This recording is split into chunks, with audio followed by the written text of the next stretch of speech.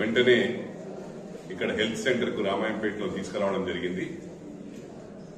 Students అడిగితే కూడా ఎప్పుడు చాలా బాగా చూసుకుంటారు, అలాంటిది ఏం లేదని చెప్తా ఉన్నారు. అది ఇన్సిడెంట్, అదేదో అయిపోయింది, ఇంకా ఫర్దర్ కాకుండా చూసుకోవాలని చెప్పి కూడా స్టాఫ్ ను నేను విజ్ఞప్తి చేస్తా ఉన్నాను.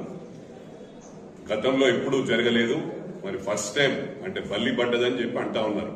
అది మరి చూసిండ్రు ఎవరన్నా? సీనియర్ అమ్మాయి చూడడం జరిగింది. First year second year 20 students ఇక్కడ హాస్పిటల్ తీసుకురావడం జరిగింది. అట్లా 3 వామిటింగ్ చేసుకున్నారు.